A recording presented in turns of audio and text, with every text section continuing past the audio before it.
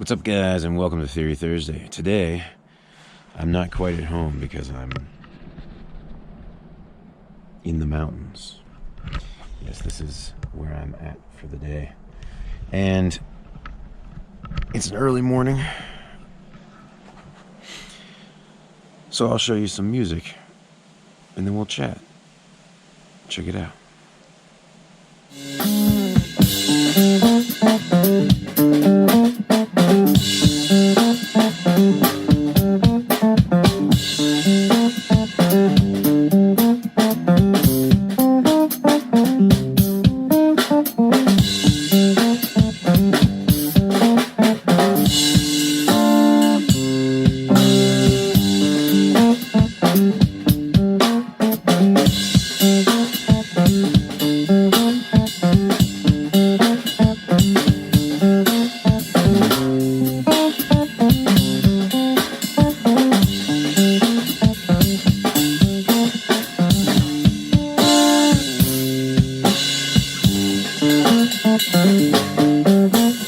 Today we're going to talk about time signatures and how I view them. And while we spend some time on time, I'm spending time here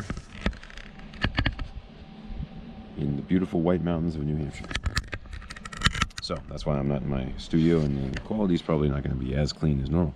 Anyway, I'm going to go through a video and we'll talk about time signatures and some tricks that you can use to count them, and some tricks that other people use. I'll try and interview a friend who is a drummer who probably views them very different than I do. And so without further ado, here we go.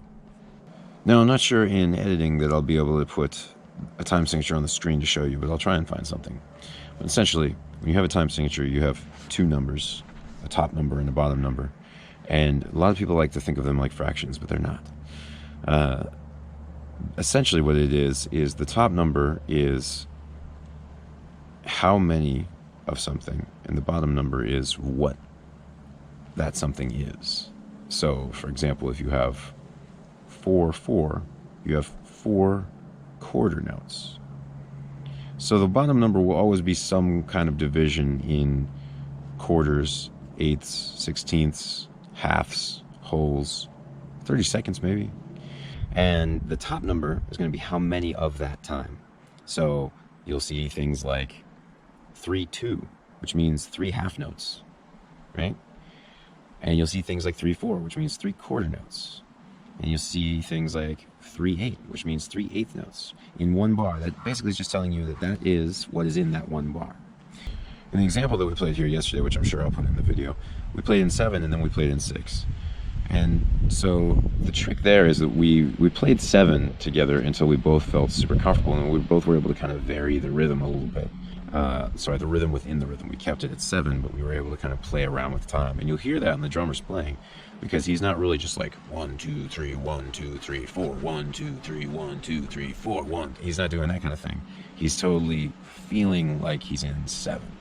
It's comfortable, and you don't realize that the groove is not in 4 and it's not in 3, because we're familiar enough with it at that point that it feels familiar to you, because we're confident in what we're doing.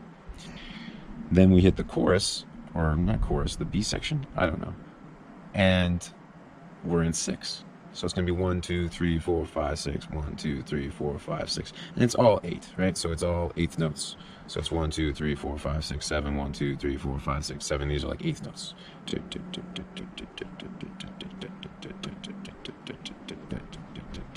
Right?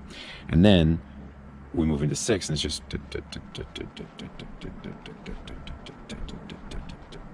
you know, it depends on how you want to put that accent. Did you hear that? So I had 1, 2, 3, 4, 5, 6, 1, 2, 3, 4, 5, 6, and then I switched to 1, 2, 3, 4, 1, 2, 3, 4, 5, 6, 1, 2, 3, 4, 5, 6. So I split the 2 in half, and that's kind of fun. 6 is really fun because you can do that and make it feel like it's in 4. And we'll maybe talk about that in a second. So if you're a rock and roll fan and you want to check out some odd time signatures, I know that Money is in an odd time signature. I think it's in 5. I haven't heard it in years, so I don't know. I'll have to ask. I'm sure the drummer will know. And then Paramore's That's What You Get When You Let Your Heart Win. That's in 3 and then goes into 4.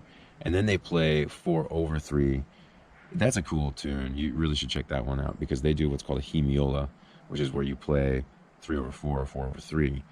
And you kind of have this like flipped feel where you're juggling 2 time signatures. So, anyway, that's your homework, folks. Check out Paramours, That's What You Get, and check out Money.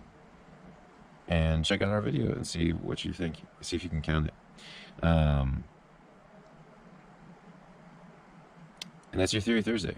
Work on some time signatures that are out of your comfort zone. Meaning, start small. If you don't ever play in 3, write something in 3. If you don't ever play in 5, write something in 5. Definitely play around with 6, because 6 you can do a lot of cool stuff with. 6 can feel like triplets. 6 can feel like a funk groove that's in 2 or 4, really, right? So it'd be like,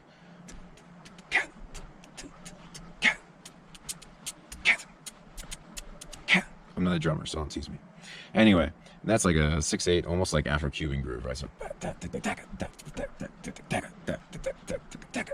but it's a cool groove, and it kind of feels like you're in, right? That feels like 4. 1, 2, 3, 4, right? It's cool stuff. 6 can be a lot of fun. If you haven't messed around with 6, mess around with 6/8. It's really cool. All right, that's your Theory Thursday. I don't want to make this too long. I'll probably speed up my talking because it's super early. I haven't had coffee, and the sun is just coming up over that mountain, and that is cool. I might film Friday's video here too. Functional Friday in New Hampshire with nothing except for an acoustic guitar and a GoPro. We'll have to see. Until tomorrow, enjoy your Theory Thursday.